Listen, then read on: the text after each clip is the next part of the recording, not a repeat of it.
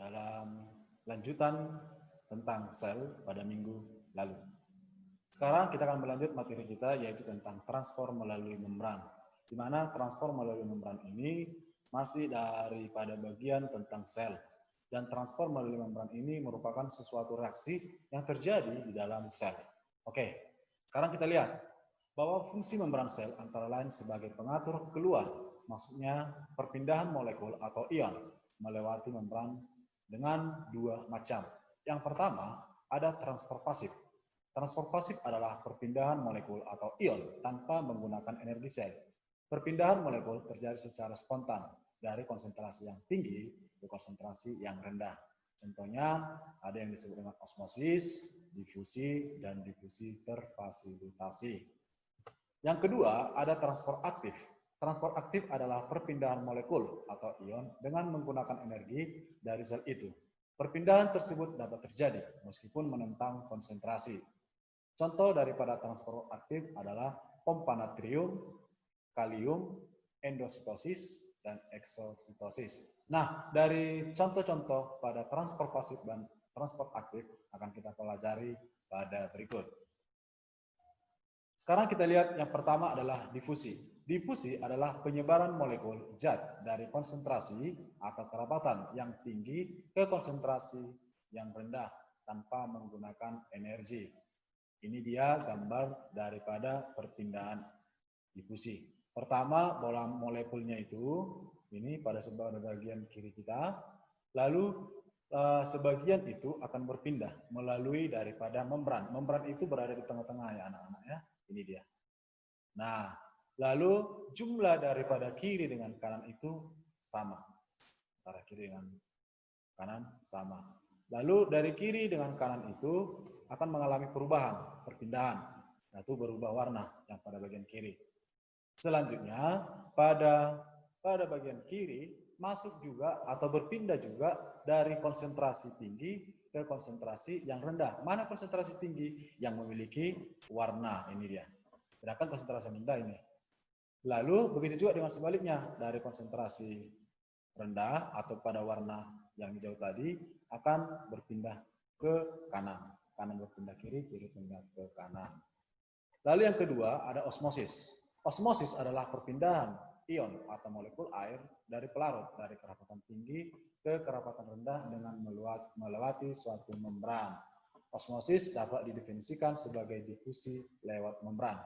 Membran sel dapat dilewati oleh zat-zat tertentu yang larut dalam lemak. Zat-zat yang tidak bermuatan netral, molekul-molekul asam amino, asam lemak, gliserol, gula sederhana, dan air. Membran sel bersifat permeabel terhadap zat-zat yang mudah melewati membran. Membran sel tidak dapat dilewati zat-zat gula seperti fatty, polisakarida, protein, dan zat-zat yang mudah larut dalam pelarut organik. Sehingga membran bersifat impermeabel. Oleh karena membran bersifat impermeabel pada zat tertentu dan impermeabel pada zat lain, maka dapat dikatakan membran bersifat semi-permeabel atau selektif permeabel.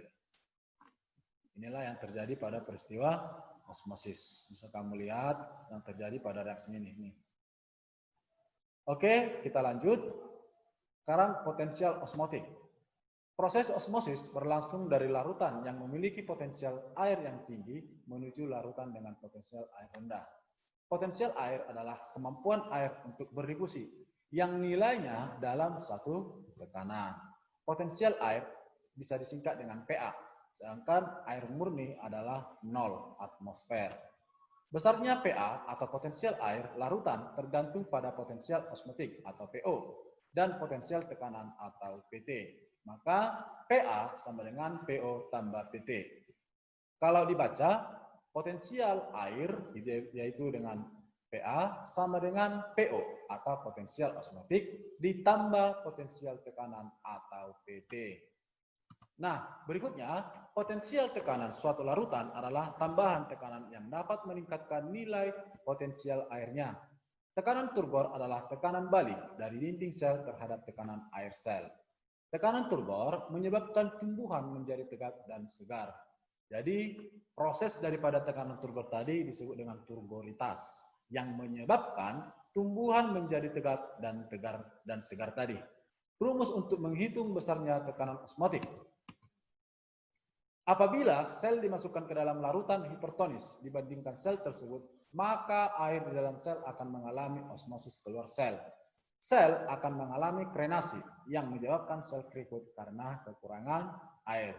Jadi sel yang mengalami krenasi itu akan mengakibatkan sel keriput atau kekurangan air. Jadi kalau disebutkan sel yang disebut dengan kekurangan air itu disebut dengan krenasi. Jadi itu juga yang dibalik-balikkan. Peristiwa lepas membran plasma dari dinding sel disebut dengan plasmolisis atau lisis. Lisis itu bisa juga disebut dengan pecah. Ini dia. Jadi keadaan daripada keadaan air tadi ada yang namanya isotonik, hipertonik, dan hipotonik. Isotonik, hipertonik, hipotonik. Oke, kita lanjut. Difusi terfasilitasi, namanya juga terfasilitasi, berarti ada bantuan. Terfasilitasi itu berasal dari kata fasilitas. Difusi dapat diperlancar oleh adanya protein pada membran sel. Nah, tadi kan dikatakan bahwa difusi terfasilitasi. Berarti fasilitas itu apa? Yaitu protein dan membran sel. Glukosa tidak dapat berdifusi secara spontan tanpa adanya protein pembawa. Jadi glukosa tadi yang difasilitasi oleh siapa? Protein, karena glukosa tidak dapat berdifusi secara spontan tanpa adanya protein pembawa. Maka glukosa itu difasilitasi oleh siapa? Protein. Oke. Protein membawa juga dapat membuat celah yang dapat dilalui oleh ion-ion seperti Cl dan Ca2 positif. Pompa natrium kalium. Pompa natrium kalium tergolong transport aktif. Artinya, sel mengeluarkan energi untuk mengangkut kedua macam ion itu. Ion K positif penting untuk mempertahankan kegiatan listrik di dalam sel saraf dan memacu transport aktif zat-zat lain. Ini dia pada gambar pompa natrium kalium. Ada natriumnya, ada ATP, ADP. Atrium ini adenin trifosfat ATP. Sedangkan ADP adenin difosfat. Jadi perbedaan ini apa? ATP trifosfat berarti bermuatan 3. ADP adenin fosfat di berarti dia 2. Oke. Selanjutnya endositosis dan eksositosis. Endositosis artinya memasukkan zat ke dalam sel. Contoh endositosis adalah fagositosis dan pinositosis. Fagositosis adalah proses di mana membran plasma suatu sel membungkus partikel dari lingkungan luar dan menangkapnya dalam suatu vakuola makanan. Ini dia partikel luar. Ini sitoplasma. Pertama dia seperti ini. Masih dalam ukuran kecil, maka dia ini sitoplasma lapisan, maka dia membentuk yang namanya vesikola. Jadi vesikola itu sudah terdapat di dalamnya partikel. Itu pada endositosis. Pinositosis adalah peristiwa sel memakan zat cair. Eksositosis artinya pengeluaran zat dari dalam sel.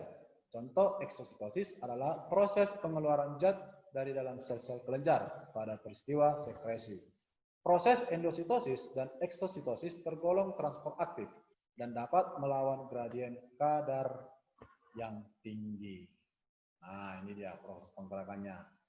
Sekolah masuk ke dalam, mengeluarkan. Jadi yang keluar itu hanyalah daripada si butiran tadi. Ini, ya, kita ulangi. Ini masuk, menyatu, membentuk, keluar. Di sini apa? Vasikula, ini plasma. Plasma membran atau membran plasma.